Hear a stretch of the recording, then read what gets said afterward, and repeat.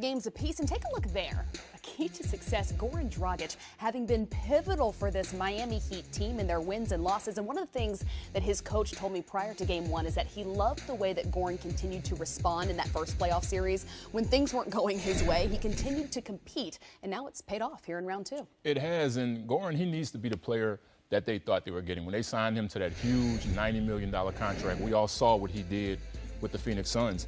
When he's not that player, they struggle. And at this point of the series, especially with an aging Dwayne Wade, Luol Deng has the wrist issue. He needs to be that player for them. That's what's going to determine if they win this game or not. Well, it's funny you mention an aging Dwayne Wade because it seems that he is aging in reverse at this point. I mean, he's been playing phenomenally well and trying to get this team now to do something that it hasn't done in the last couple of seasons. What's it going to take for him to take this Game 7? He's been playing so well. It's been amazing to me, not only because I was in that locker room just last year, but because he's getting older, and I don't know how long he can sustain this level and have this much load on him, but he is doing it. Spoelstra does a great job of managing his minutes, not only in the game and the practice.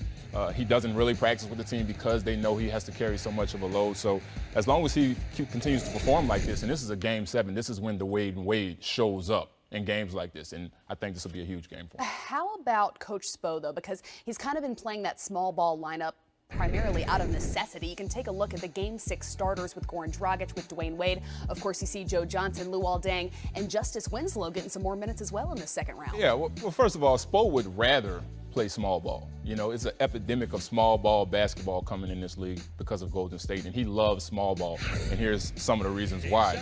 Here, we get a good contest on the shot, and here you see, if you can get away with rebounding playing small, you can get out and run. You saw the gang rebound right there. Now they have the numbers. They have smaller players. They run in the floor. Dwayne Wade fills the lane, floater. Miami loves that. That's Miami basketball right there. Here, another contested shot.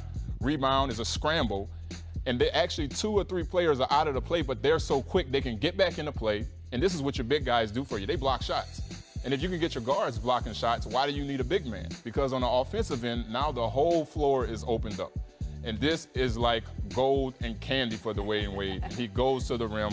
It's like the Red Sea right there. That is typical Miami Heat basketball. Well, let's look at the other end of the floor because we have an all-star backcourt in DeMar DeRozan and Kyle Lowry. These guys having seen a bit of inconsistency this postseason, especially Kyle Lowry, but having played well as of late, but they can't duo it all. I see what we did there, and I like it. Now, if these guys are going to have to carry the weight offensively, what do you need to see in order for them to be successful at home in Game 7? Well, what concerns me about when they play well is that they don't shoot it particularly well. Even there with 59 points, they only shot 20 or 48 from the field.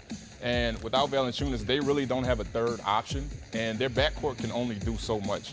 And Spoelstra wants these guys to continue to take contested shots because it leads to transition opportunities on the other end. So it concerns me for Toronto, and that's why I have Miami winning.